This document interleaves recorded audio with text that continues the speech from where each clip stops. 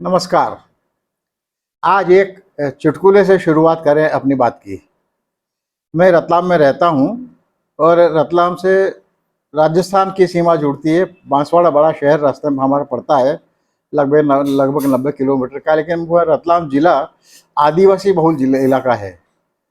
अ, हम लोगों को सलाह दी जाती है कि आपको यदि बांसवाड़ा जाना हो या बांसवाड़ा से रतलाम आना हो तो अंधेरा होने से पहले पहले अपनी यात्रा पूरी कर लीजिए, मुकाम पे पहुंच जाइए। क्योंकि बीच में आपके साथ मारपीट, चोरी चकारी, लूटपाट होने का डर बना रहता है।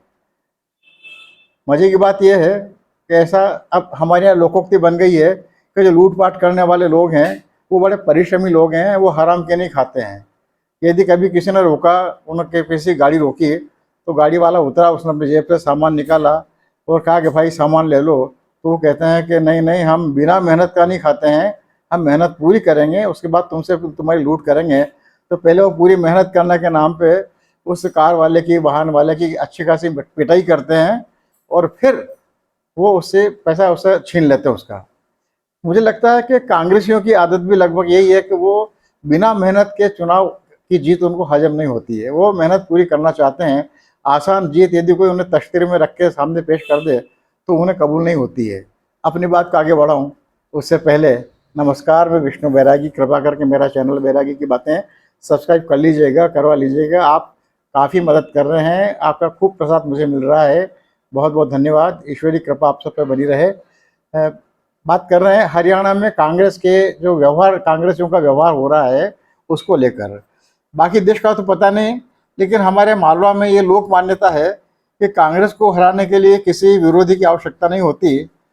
हारने का ये नेक काम खुद कांग्रेसी कर लेते हैं, इसके लिए कांग्रेसी पर्याप्त होते हैं। लेकिन अब लग रहा है कि मालवा की लोक मान्यता अब हरियाणा की भी लोक मान्यता बनती जा रही है। मैंने एक वीडियो में पहले भी कहा है कि कांग्रेस में सब सयाने हैं, वहाँ सब बॉस ही बॉस हैं। कोई मातहत या सबऑर्डिनेट या अधीनस्थ कोई नहीं है, सब के सब पहले नंबर पर हैं। देश के सारे अनुमान, सारे अध्ययन, सारे सर्वेक्षण हरियाणा में कांग्रेस की सरकार बना रहे हैं। भाजपा की हालत पतली बता रहे हैं। भाजपाइयों को गांव में नहीं घुसने देने के, और यदि घुस गए तो गांव के बाहर खदेड़ देने के वीडियो से यूट्यूबरों की चैनल भरी पड़ी है। सोशल मीडिया पर तो अभी से कांग्रेस सरकार बनने की घोषणा हुई है, लेकिन लगता है कि हरियाणा के कांग्रेसियों को सब रास नहीं आ रहा, अच्छा नहीं लग रहा है। इतना मीठा उनसे बर्दाश्त नहीं हो रहा है। मालवा की मान्यता है कि समुचित अनुपात में यदि जायफल मिलाने से रबड़ी की अधिक स्वादिष्ट हो जाती है। लेकिन यदि जायफल का अनुपात बिगड़ जाए तो रबड़ी कड़वी कसेली हो जाती है। लग रहा है कि हरियाणा के सारे कांग्रेसी जायफल के थोक विक्रेता बन गए हैं और जायकेदार रबड़ी उन्हें रास नहीं आ रही है। आपने एक वीडियो में मैंने कहा था कि एन वक्त पर सेल्फ गोल करके जीती हुई बाजी हारने में कांग्रेसी बड़े माहिर विशेषज्ञ है। हरियाणा में मुझे बिल्कुल यही होता हुआ नजर आ रहा है। हरियाणा की जनता तो कांग्रेस की सरकार बनाना चाह रही है। मोदी शाह की रैलियां फीकी हो रही हैं। रैलियों में लोग कम और खाली कुर्सियां ज़्यादा नजर आ रही हैं। रैलियों के लिए लाए गए लोग बसों से उतरकर सैर सपाटों पर निकलते नजर आ रहे हैं। अनेक ऐसे गांव हैं जहां पर कांग्रेस का परिंदा भी नहीं पहुंचा है, लेकिन पूरा गांव कांग्रेस को वोट देने की बात कर रहा है। लेकिन अपने चिर परिचित स्थापित चरित्र के मारे हुए कांग्रेसियों को यह सब कबूल नहीं है। वे भाजपा के लिए लाल कालीन बिछाने में जुट गए हैं। वे चाहते हैं कि पूरी मेहनत करें और फिर जीतें। मैं उम्मीदवारी नहीं मिलने से बागी हुए कांग्रेसों की बात नहीं कर रहा, क्योंकि बागी लोग तो सारी पार्टियों में होते हैं। भाजपा में भी है, कांग्रेस में भी है, वहाँ यदि बसपा कोई लड़ रही उनके भी होंगे, सब होंगे। मैं बात कर रहा हूँ हरियाणा में कांग्रेस की पहचान बने हुए शीर्ष कांग्रेसियों की। बागियों की नाराजगी तो समझ में आती है, लेकिन जिन्हें कांग्रेस ने उनकी आशा, अपेक्षा, आवश्यकता, क्षमता, पात्रता से अधिक दिया, राष्ट्रीय स्तर पर पहचान दी, ऐसे बड़े नेता अपनी महत्वाकांक्षा के दास बनकर कांग्रेस के विरुद्ध सेल्फ गोल कर रहे हैं। कुमारी शैलजा और Randeep Surjewala in self goal कर्ताओं के प्रमुख होने की प्रतियोगिता कर रहे हैं, ऐसा लग रहा है। और देखो, लगते दोनों लगे हुए, देखें ज़्यादा गोल कौन करता है। दोनों चुप हैं, मैदान में कहीं नजर नहीं आ रहे हैं, अपने अपने घरों में बैठे हैं। दोनों ने प्रचार से दूरी बना रखी है। हाँ, सुरजेवाला अपने बेटे के प्रचार में लगे हुए हैं, लेकिन वो बेटे के प्रचार में लगे हुए हैं, कांग्रेस के प्रचार में लगे हुए नहीं है। दोनों ने प्रचार से दूरी बना रखी है। इनकी चुप्पी और निष्क्रियता को लेकर राजनीतिक कानाफूसियों का, कयासों का, अफवाहों का बाजार गर्म है। लोग तरह तरह की बातें कर रहे हैं। कोई कोई तो इनके कांग्रेस छोड़ने तक की बात करता है, लेकिन दोनों ही नेता चुप रहकर ऐसी सारी बातों को हवा दे रहे हैं, खंडन भी नहीं कर रहे हैं। लगता है दोनों ने कांग्रेस हाईकमान को मजा चखाने का पक्का इरादा कर रखा है। कांग्रेस की तेज तर्रार प्रवक्ता सुप्रिया श्रीनेत दृढ़तापूर्वक ऐसी बातों का खंडन करती हैं, लेकिन जिन्हें बोलना चाहिए उनके श्री मुख बंद हैं। और बात केवल शीर्ष स्तर पर नहीं रुक जाती, कांग्रेसी विधायकों और खुद उम्मीदवारों ने भी मान लो सेल बुगल करने की होड़ लगी हुई है। ये सब भाजपाइयों समेत मीडिया को और सारे विरोधियों को खूब मसाला दे रहे हैं। असंध के कांग्रेसी विधायक और उम्मीदवार शमशेर गोगी ने अपने बयानों से कांग्रेस की खूब सेवा कर रहे हैं। गोगी का कहना है, बहुत ध्यान से सुनिए, एक कांग्रेसी विधायक और कांग्रेसी उम्मीदवार कह रहा है कि गोगी का कहना है कि कांग्रेस की सरकार बनने के बाद विधानसभा क्षेत्र असंध को सरकार में हिस्सेदारी मिलेगी। हम अपने रिश्तेदारों को खुश करेंगे, जो हमारी मदद पर आ रहे हैं, जो भाईचारे में आ रहे हैं, उन्हें खुश करेंगे। लेकिन इस सबसे पहले हम अपना घर भरेंगे, इसके लिए चुनाव जीतना जरूरी है। यानी गोगी जी चुनाव क्यों लड़ रहे हैं और क्यों जीतना चाह रहे हैं? अपना घर भरने के लिए। और फरीदाबाद एनआईटी के कांग्रेसी विधायक नीरज शर्मा तो बहुत पहले से ही सुर्खियां बटोर चुके हैं। वो कहते हैं कि हुड्डा साहब हरियाणा में 2 लाख नौकरियां देंगे, 2 लाख नौकरियों में हमें भी कोटा मिलेगा और 50 वोट पर एक नौकरी मिलेगी। जिस गांव में ज़्यादा वोट मिलेंगे उस गांव को ज़्यादा नौकरियां मिलेंगी। और फिर कहते हैं कि ये मेरा नहीं, सबका फैसला है, कांग्रेस हाईकमान का भी। और गन्नौर से कांग्रेस उम्मीदवार कुलदीप शर्मा तो नीरज शर्मा से भी एक कदम आगे निकल गए।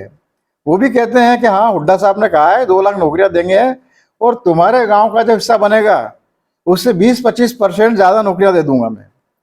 रिश्वत लेकर नौकरियां देने की बात नई नहीं है, लगभग ये बहुत सामान्य चलन सा हो गया है।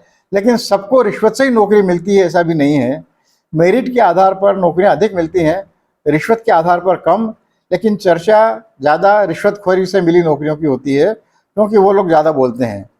रिश्वत लेकर नौकरी देने को लेकर अपने खट्टर सरकार की बहुत किरकिरी हुई थी और नौकरी के ऐसे तरीके को हरियाणा में खर्ची पर्ची कहा जाने का लगा था। बेरोजगारी को लेकर भाजपा से लोग नौजवान नाराज हैं और अब जिस तरह से कांग्रेसी विधायक उम्मीदवार लालच दे रहे हैं तो ये भी खर्ची पर्ची की गिनती में ही आता है, ये किसी भल मनसात की गिनती में नहीं आता है। सारे लोग विधानसभा क्षेत्रों में असमान विकास या विकास में पक्षपात से नाराज हैं। 12 लाख नौजवान बच्चों ने सीईटी की परीक्षा दी, लेकिन उसके नतीजे अब तक नहीं आए तो नौकरी भी नहीं मिली।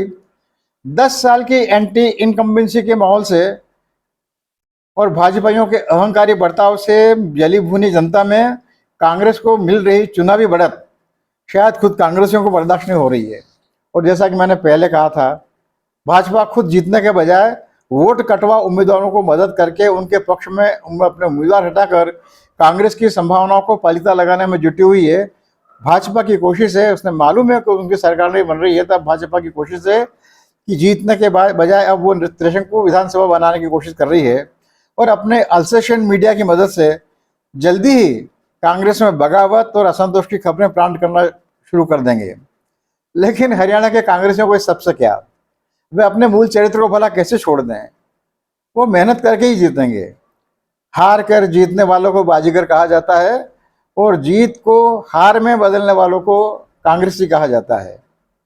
यदि कांग्रेस हरियाणा में स्पष्ट बहुमत हासिल नहीं कर पाए तो मुझे तो बिल्कुल भी ताज्जुब नहीं होगा मित्रों, क्योंकि इस सब में राहुल और कांग्रेस हाईकमान कहीं नजर नहीं आ रहा है। चुनाव प्रचार में साफ लगता है कि राहुल नाराज है और क्योंकि बीच में अमेरिका यात्रा के दरमियान एक नौजवान से किए गए अपने वादों को पूरा करने के लिए वो अल सुबह 5-5:30 बजे हरियाणा के गांव में पहुंच गए थे, तो उन्होंने न तो अपने पहुंचने की कोई पूर्व सूचना किसी को दी थी, न पहुंचने के बाद किसी को सूचना दी, किसी से मिले भी नहीं। वो चुपचाप आए, चले गए। शायद जिस गाँव में थे उस गाँव के एक कांग्रेसी नेता के फार्म हाउस पर जाकर जरूर उससे मुलाकात कर ली थी। और शाह की 2 रैलियां हो चुकी है भाजपा के लिए, प्रधानमंत्री की 1 रैली हो चुकी है कुरुक्षेत्र में, लेकिन अब तक राहुल, सोनिया गांधी, प्रियंका गांधी और तो और खड़गे साहब भी कहीं नजर नहीं आए हैं। वो सब चुनाव से दूरी, प्रचार से दूरी बनाए हुए, आश्चर्य की बात है। और उनकी ये अनुपस्थिति बहुत सारी अफवाहों को और ज़्यादा जोर दे रही हैं।